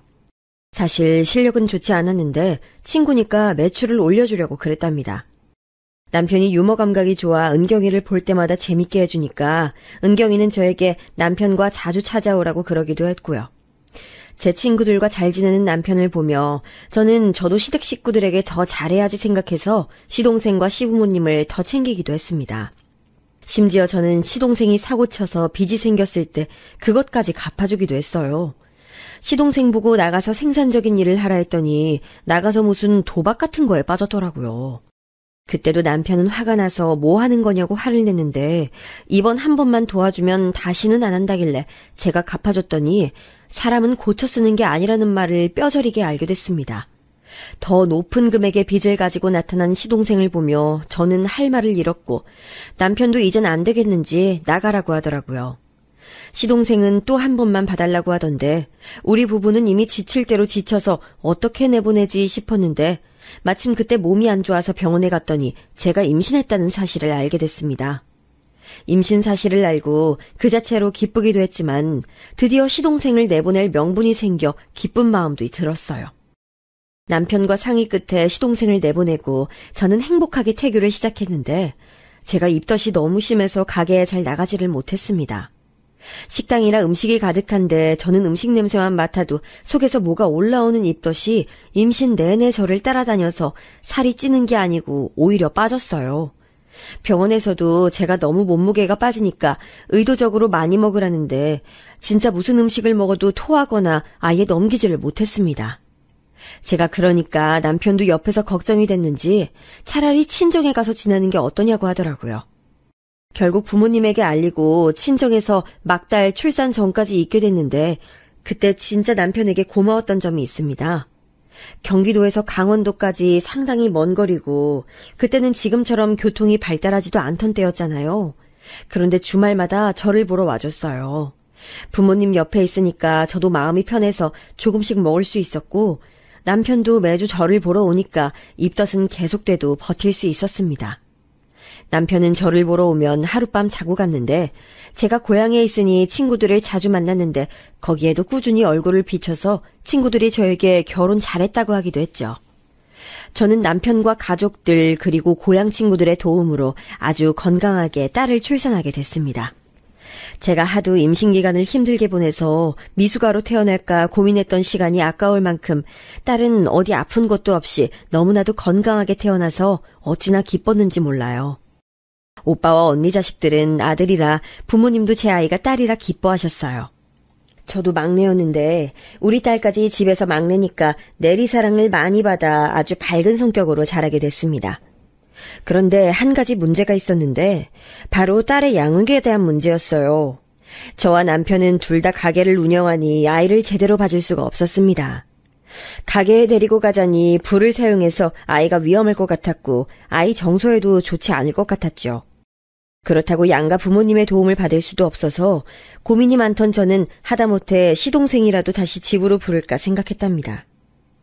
하지만 그때 시동생은 여전히 사고치고 돌아다니며 간간히 우리에게 연락이 오면 안 봐도 돈 달라는 신호여서 맡길 수가 없었어요. 남편과 제가 가게를 비우고 한 명씩 돌아가며 봐줄까 생각해도 가게를 운영하시는 분들은 아실 텐데 주인이 가게에 없으면 가게가 돌아가질 않아요. 안 그래도 저는 임신기간 때 친정에 있던 몇 달 동안 가게에 가지 않아서 단골들이 제가 없다고 발길을 끄는 분들도 계셨거든요. 우리 집이 전국적으로 유명한 브랜드의 분점이 아니다 보니 주인이 있어야 손님들도 좋아하셨습니다. 이렇게 남편과 저는 고민에 빠졌는데 그때 우리 부부에게 구세주가 나타났어요. 바로 고향 친구 은경이었습니다. 은경이는 제 고민을 듣더니 자기가 마침 거처를 옮기려고 준비 중이었다며 미용실을 열기 전에 자기가 아이를 봐주겠다는 거예요. 은경이는 결혼을 매우 하고 싶어 했는데 고향은 아무래도 도시가 아니니까 은경이 마음에 드는 남자가 별로 없기도 했고 은경이는 예전부터 도시에서 생활하는 것을 부러워했거든요. 저는 은경이가 우리 딸을 봐준다니까 아는 사람이고 워낙 오래 봤던 사이라 마음 놓고 맡길 수 있어서 얼마나 좋았는지 모르겠습니다. 그래서 은경이가 자리 잡고 미용실을 열기 전까지 우리 아이를 봐달라고 했고 그렇게 은경이와 같이 우리 집에서 살게 됐죠. 남편에게 말하니까 남편도 좋은 생각이라고. 사실 그 방법이 아니면 돌도 되지 않은 아이를 어린이집에 보내야 하니 선택지도 없다고 하더라고요. 그렇게 은경이는 우리 집으로 와서 우리 아이를 돌봤는데 제 친구지만 아이를 잘 돌보긴 했습니다. 제가 처음에 친언니에게 은경이가 와서 아이를 봐주기로 했다니까 언닌 처음에 되게 반대하더라고요. 아무리 친해도 아이를 맡기면 반드시 감정이 상하기 마련이라고. 언니는 돈을 주고 사람을 구하라고 했는데 저는 언니의 말도 존중했지만 아는 사람에게 아이를 맡기고 싶었습니다. 언니의 우려와 달리 은경이는 제 양육 방식을 존중해 주어 오히려 제가 은경이에게 하고 싶은 대로 행동하라고 할 정도였어요. 임신했을 때 저를 뱃속에서 힘들게 했던 우리 딸은 막상 세상에 나오니까 참 순해서 잘 울지도 않는 아이였습니다. 가만히 밥만 주면 잠도 중간에 깨지 않고 울어도 조금만 안아주면 금방 그치던 순한 아이라 은경이가 보기 편하다고 할 정도였어요. 덕분에 은경이도 어렵지 않게 아이를 볼 수 있었다고 합니다. 워낙 은경이와는 제가 초등학교도 입학하기 전부터 친했고 가족들끼리도 아는 사이라 저도 마음 놓고 가게에 나갈 수 있었어요. 보통 아이를 봐주는 사람들에게 주는 돈보다 섭섭하지 않게 챙겨주어 은경이도 우리 집에서 아이를 돌보며 미용실을 열 곳을 쉽게 알아볼 수 있다고 했습니다. 그렇게 아이가 4살 때까지 은경이가 우리 집에 거주하며 돌봐줬는데 고향에 갈 일이 있으면 은경이도 같이 고향에 갔어요. 우리 사정을 들은 친구들은 이래서 고향 친구가 좋은 거라 했는데 저도 그 말에 동의했습니다. 은경이 어머님은 몸이 안 좋아지셔서 더 우리 가게에서 일하시진 않았지만 그동안 우리 집이 도움을 주었는데 보답할 수 있어 기분이 좋다고 은경이가 친구들 앞에서 저를 높이 치켜 세워주니 참 부끄러우면서도 고맙더라고요. 대학 동기들하고도 여전히 잘 지냈지만 확실히 고향 친구들처럼 마음 편한 관계는 없어서 또 다른 가족이라고 생각하며 저도 친구들에게 더 잘하려고 노력했습니다. 은경이 너 그럼 미용실은 어떻게 된 거야? 지금 미진이 집 근처에서 알아봤더니 마땅한 곳이 없어서 아예 서울로 가거나 다른 곳으로 갈지 생각 중이야. 은경이는 실제로 우리 집 주변에서 미용실을 운영하려고 했는데 원하는 조건을 다 맞추려면 집 주변은 힘들겠더라고요. 그래서 은경이 마음 편한 대로 하라고 하고 지내다가 우리 딸이 유치원에 입학할 나이가 됐습니다. 속으로 은경이 마음 상하지 않게 어떻게 전달하지 생각했는데 은경이가 의외로 말을 꺼내더라고요. 아이가 이제 유치원에 갈 나이가 됐으니 자기가 안 봐줘도 될 것 같다 해서 저는 얼마나 고마웠는지 모르겠습니다. 은경이는 우리 집을 나가 새로 집을 구하게 됐는데 아무래도 혼자 사니까 외로웠는지 우리 집에 자주 와서 예전처럼 같이 살고 잠만 따로 자는 경우가 되었지만 저도 아이도 은경이를 좋아하니까 아무렇지도 않았어요. 오히려 남편이 불편할까 걱정됐는데 남편도 은경이가 호탕하고 재밌다며 반겨주어 눈치 보지 않고 은경이와 집 와서 놀 수 있었습니다. 은경이는 미용실도 미용실이지만 남자를 만나서 결혼하는 것도 되게 원했기 때문에 저와 고향 친구들은 주변을 수소문해서 괜찮은 남자를 구하려고 애를 썼어요. 처음엔 은경이도 친구들이 남자를 구해왔다고 한번 만나보라고 하면 적극적으로 만났는데 나중엔 별 반응이 없더라고요. 심지어 자기는 혼자 살아도 상관없다며 저희에게 굳이 남자를 알아봐주지 않아도 된다고 했습니다. 저도 은경이가 모임 친구 중에 혼자만 남자가 없으니 당연히 신경이 쓰여서 대학 동기들에게 물어보기도 하고 가게 손님 중에 괜찮은 사람이 있으면 말도 꺼내봤지만 은경이에게 번번이 거절당했어요. 저희는 우리가 너무 부담을 준 것 같아 미안해서 나중에 사과하기도 했는데 은경이는 그냥 우리에게 오히려 미안해서 그렇다고 본인이 알아서 인연을 찾겠다고 했습니다. 그래서 더 은경이에게 남자를 소개해주지 않았죠. 그렇게 부부 동반 모임이 있으면 은경이는 혼자 나오지 않거나 혹은 혼자 나와서 자리를 지켰는데 아무도 눈치 주지 않았고 소외되지 않게 노력했어요.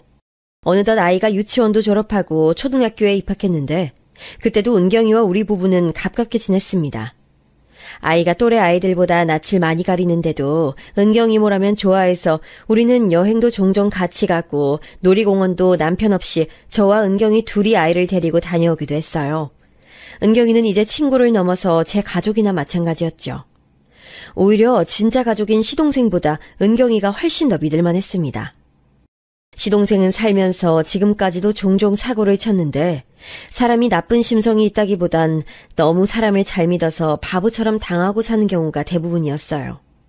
사기를 어찌나 잘 당하던지 남편과 저는 진지하게 돈 거래를 하거나 큰 돈을 쓰기 전에는 꼭 우리한테 물어보라고 했는데 듣다 보면 속 터지는 경우가 많았습니다. 취업 사기도 당하고 인생이 정말 요란했는데 심지어 아이도 별로 안 좋아해서 조카를 챙기는 경우도 전혀 없어서 우리 아이는 본인의 실제 삼촌인 시동생보다 피가 하나 섞이지 않은 은경 이모를 훨씬 좋아했어요.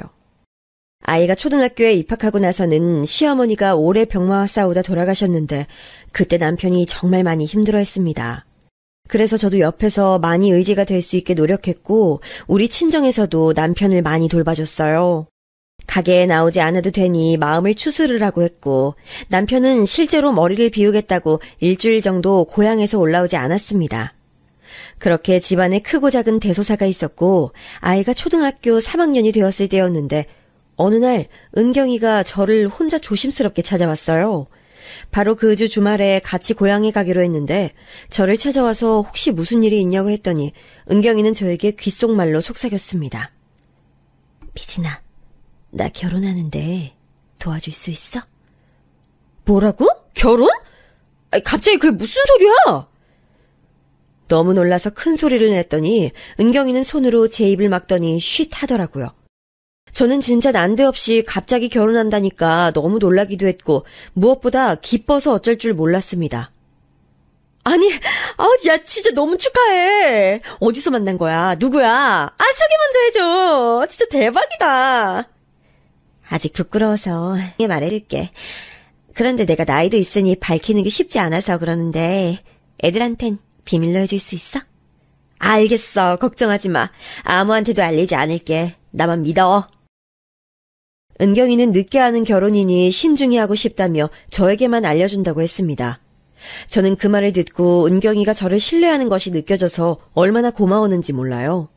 속으로 아직 혼자 고향 친구 중에 시집을 못 가서 걱정했는데 이렇게 좋은 소식을 가져와서 진짜 다행이라고 생각했습니다. 그래서 혹시 내가 도울 일이 있으면 언제든지 말하라고 했더니 저밖에 없다고 은경이는 이것저것 물어보더라고요. 저는 신나서 결혼식 장소는 어디였고 상견례는 어디서 했으며 한복과 예단을 어떻게 했는지 아주 상세하게 알려줬습니다. 알려주는 것에서 끝나지 않고 맨 처음부터 은경이의 결혼 준비를 도와줬어요. 일단 예산이 어느 정도 되냐니까 제 생각보다 예산이 많아서 예식장도 서울에 있는 고급 예식장에 같이 투어를 가기도 했습니다. 제가 예비신랑은 어떤 사람이냐 하니까 다정하고 섬세하다는 거예요. 그래서 그 말을 듣고 저도 살아보니까 다정한 게 최고라고 했더니 막 웃더라고요.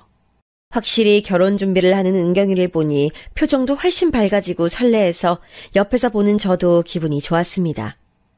은경이가 아무한테도 말하지 말라고 부탁해서 저는 남편에게도 입을 딱 다물고 우리 엄마와 심지어 누구보다 저에 대해 잘 알고 있는 우리 언니한테도 비밀로 했어요. 앞서 말했듯 은경이의 아버지는 바람나서 이혼했기 때문에 없었고 어머님은 몸이 안 좋아서 은경이의 결혼 준비를 돕는 것은 오로지 저였습니다. 아이가 그때 초등학생이라 끝나면 학원에 데려다 줘야 하고 저는 식당 운영도 하고 있으니 매우 바빴는데 그래도 무려 노처녀 친구의 결혼 준비를 도와줄 수 있다니까 저는 너무 행복했어요. 한복을 고르러 갔는데 제가 예비신랑의 어머님은 뭐를 입냐고 했더니 이미 돌아가셨다고 해서 그런 식으로 저는 정보를 하나둘 알게 됐죠. 신혼집은 어디에 구할 예정이냐고 했더니 서울에서 시작한다고 하길래 저는 많이 축하해줬습니다. 그렇게 저는 심지어 은경이의 웨딩드레스까지 같이 보러 자주 갔었는데 말을 들어보니까 예비신랑이 매우 바쁘더라고요. 한복도 같이 고르고 웨딩드레스도 같이 고르고 예식장도 제가 같이 가서 혼주밥까지 같이 먹어보고 마치 제가 결혼하는 것처럼 바로 옆에서 많이 도와줬습니다. 다행히 예단은 생략한 데서 그건 알아보지 않았지만 혼수는 같이 보러 갔어요. 제가 실제로 사용하면서 좋았던 부분들을 말해주기도 하고 생각보다 별로 쓰지 않았던 가구들을 진심으로 최대한 알려줬죠.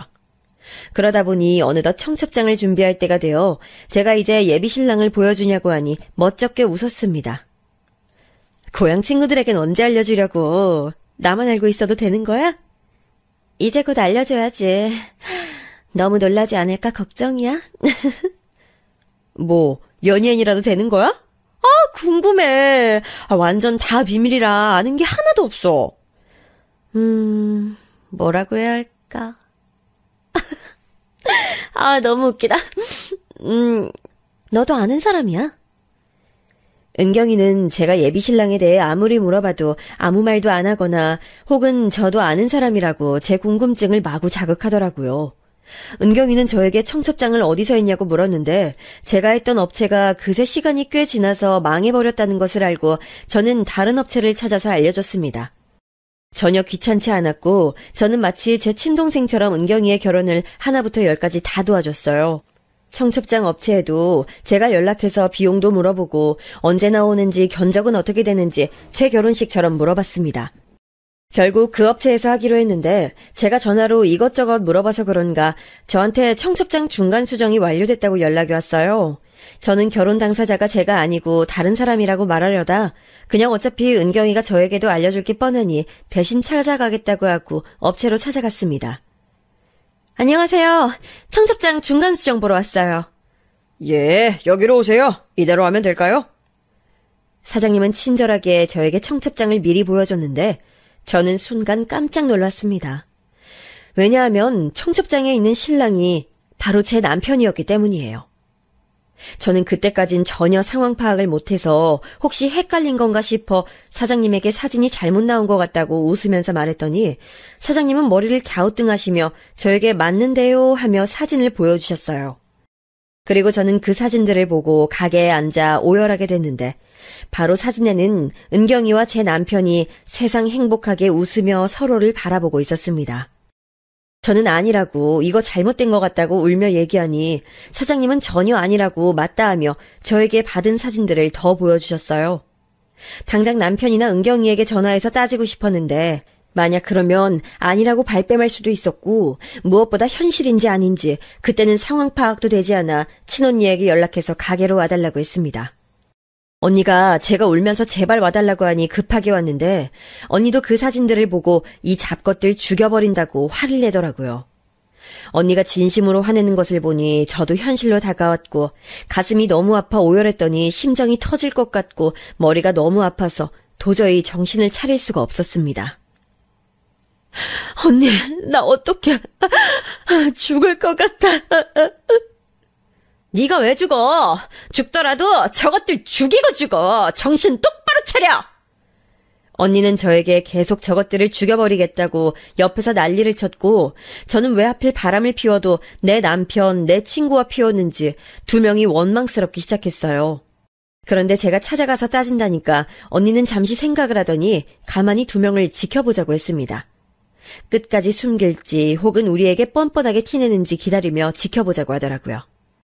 언니 말을 듣고 생각해보니 확실히 은경이는 저에게 정보는 다 캐냈으면서 가장 중요한 남편에 대한 말은 하지 않았던 것이 머리에 생각났습니다. 그래서 저는 정신 차리고 다음날 은경이를 찾아가 물어봤어요. 남편은 언제 보여줘? 청첩장 나왔잖아. 고향에도 알려야지. 곧 알려야지. 근데 아무래도 우리가 나이가 있으니 가족들만 초대할 수도 있을 것 같아. 웃기지도 않는 소리였습니다. 은경이는 비밀로 할 것 같으니 이번엔 남편을 떠봤는데 남편은 언제까지 숨길 예정인지 태연하게 저를 대하더라고요. 언니는 딱 봐도 결혼식하고 배째라는 식으로 제 탓을 하며 이혼 요구를 할 것 같다고 했습니다. 남편에게 온갖 정이 다 떨어진 저는 눈에 띄게 쌀쌀 맞게 대했는데 남편은 오히려 그런 제가 원하는 대로 행동한다고 생각했는지 제가 무시하거나 그래도 속상해하지 않았어요. 그리고 저는 바로 고향 친구들에게 연락해서 모임을 만들고 은경이에겐 알리지 말라고 따로 보게 됐습니다. 고향 친구들이 다 모이자 저는 가게에서 들고 왔던 청첩장을 보여줬어요. 다들 너무 놀라며 이게 뭐냐고 묻는데 저는 겨우 진정되었던 마음이 다시 들쑤셔지며 차분하게 말하려고 했던 마음과는 달리 엉엉 울게 됐죠. 울며 둘이 바람을 피웠다고 은경이의 결혼 상대가 제 남편이라고 했더니 친구들도 분노하며 어떻게 그럴 수가 있냐고 화를 내줬습니다. 은경이는 끝까지 저를 포함한 고향 친구들에게 청첩장을 보여주지 않았는데 너무 웃기게도 저한테는 결혼식 날짜도 다르게 알려주더니 친구들에겐 멀쩡하게 알려주더라고요. 시어머니가 돌아가시고 남편이 머리가 복잡해서 힘들어한 줄 알았더니 알고 봤더니 바람이 나서 노느라 그랬다는 것을 알게 되고 배신감에 쉽게 잠들지도 못하고 뜬 눈으로 밤을 새워가며 결혼식 당일만 기다렸습니다. 자기가 놓은 덫에 자기가 걸린다는 말 아시죠? 은경이가 염치 없이 저에게 결혼 준비를 다 물어봐서 저는 이미 예식장 장소도 알고 있었고 심지어 제가 제 결혼처럼 이것저것 다 물어봤었기 때문에 저는 예식장 직원의 번호도 알고 있었습니다. 저는 결혼식 전날 직원에게 연락해서 영상이 바뀌었다고 하고 영상을 바꿨는데 이것은 우리 언니의 생각이었어요. 카메라를 응시하고 결혼 진심으로 축하해 우리 딸의 아빠인 내 남편 그리고 내 고향 친구 은경아 담백하게 말한 영상이었는데 이걸 결혼식장에서 틀어달라 했어요. 직원은 워낙 제가 많이 연락했던 탓에 알겠다고 하고 드디어 결혼식 날이 됐습니다. 고향 친구들은 아무렇지도 않게 식장에 왔고 자기들이 저 영상이 나오면 책임지고 난리를 치겠다고 저한테 말해줬어요. 저는 일부러 언니와 몰래 숨어 있었는데 드디어 식이 시작됐고 은경이 어머님도 보였습니다. 아무렇지도 않게 앉아있는 모습을 보며 배신감에 온몸이 떨리기 시작했어요. 우리 집에서 일을 못해도 일부러 일하게 해주기도 하고 많은 도움을 줬는데 도움을 이런 식으로 갚을 줄은 전혀 몰랐습니다. 그건 시아버지도 마찬가지였어요. 맨날 저에게 돈 없다고 하더니 태연하게 혼주석에 앉아있는 모습을 보며 기가 막히더라고요. 아마 돈 많은 며느리가 불쌍한 본인 아들을 잡아먹었다고 생각했던 사람이라 은경이가 마음에 들었겠죠. 친구들이 중간에 와서 전해줬던 말로는 남편 될 사람 제 남편 아니냐고 하니까 웃으며 그렇게 됐다고 나중에 설명하겠다고 했다고 하더라고요. 저렇게 뻔뻔해야 바람을 피는구나 생각이 들었습니다. 그렇게 제가 겨우 심호흡하며 지켜봤는데 드디어 신랑 신부 입장이 끝나고 영상 차례가 왔어요. 식장에 원래 틀기로 했던 영상이 아니고 제 얼굴이 뜨자 은경이는 심하게 당황하더니 직원을 부르더라고요. 그러거나 말거나 제 영상은 무한 반복으로 식장에 울려 퍼졌고 사람들이 웅성거리기 시작했습니다. 남편도 당황했는지 식장을 둘러봤는데 그러다 저와 눈이 마주쳤어요. 제가 다가가자 둘은 심하게 당황하는 게 눈에 보였습니다. 그렇게 당황할 거면 완전히 숨기길 하던가 웃기지도 않더라고요. 어떻게 바람이 나도 고향 친구 남편하고 바람이 나. 자식까지 있는 사람이 내 친구와 바람 피고 싶었어? 저는 하객들에게 다 들리도록 아주 큰 소리로 차례로 번갈아서 따졌고 식장에 있던 모든 사람이 우리에게 시선 집중됐습니다. 고향 친구들도 뒤에서 이게 무슨 일이야? 아니 어떻게 친구 남편하고 바람이 나? 어머 은혜를 이렇게 갚네 하며 소동을 피워줬죠. 친언니도 제 옆으로 와서 남편에게 제부가 어떻게 이럴 수 있냐 따지고 은경이 어머님에게 가서 당신 힘들었을 때 우리 집에서 식당에서 직원으로 서줬던 거 새까맣게 잊었냐고 막 고래고래 소리를 질렀어요. 시아버지에게 가서 당신 아들들한테 내가 그동안 썼던 돈들 다 갚으라고 억도 넘어간다니까 아무 말도 못하는 모습에 기가 차기도 했습니다. 남편의 싸대기도 한 10대 넘게 때리고 은경이에게 고향에 올 생각도 하지 말라고 하고 시원하게 친구들과 친언니와 식장을 나왔어요. 그 뒤로 저는 제가 이혼 소송을 걸게 됐고 집에서 남편을 쫓아내고 식당에도 못 나오게 했더니 남편은 나중에 정신 차린 건지 저에게 무릎 꿇고 빌기도 했는데 저는 태연하게 경찰에 신고해서 데려가라고 했고 본 척도 안 했습니다. 알고 봤더니 아이를 봐주기 시작하면서 눈이 맞았고 저 몰래 많이도 둘이 놀러 다녔더라고요. 저는 그것도 모르고 은경이에게 돈을 많이 주며 아이를 맡겼고 은경이는 그 돈을 모아 제 남편과 결혼 준비를 했고요. 남편은 알게 모르게 우리 집이 여유 있으니 박탈감을 느꼈었나 봐요. 은경이는 아버지가 이혼해서 없고 본인은 시어머니가 아프셔서 돌아가셔서 없으니 거기에 대한 유대감도 느껴졌다는 소리도 하고 변명이 정말 끝도 없이 나오는 모습을 보며 저는 더 이혼에 대해 확고하게 생각했습니다. 우리 부모님도 소식을 듣더니 다른 사람도 아니고 은경이와 제 남편이 어떻게 저를 배신하냐고 크게 화를 내셨어요. 아마 은경이는 우리 고향에서 더 못 살 거예요. 우리 부모님이 식당을 좀 크게 하는 게 아니거든요. 집도 부모님이 제 명의로 해준 거라 남편은 그대로 쫓겨났는데 본인도 막상 쫓겨나니까 현실을 자각했는지 집 앞에서 하염없이 기다리며 빌고 빌었지만 전 끝까지 모른 척했어요. 홧김에 그랬다는데 그 홧김이 어떤 식으로 본인들 인생에 영향을 끼칠지는 저도 기대됩니다. 제 사연은 여기까지입니다. 한동안 이 사연 때문에 힘들었는데 이제는 완전히 괜찮아져서 딸과 둘이 즐겁게 살고 있답니다. 고향 친구들하고는 아직도 친하게 잘 지내고 있고 저 잡놈들의 소식은 이제 들리지도 않고 궁금하지도 않아요. 남은 인생 딸과 행복하게 우리 부모님 챙기며 살려고요. 제 사연 들어주셔서 진심으로 감사합니다.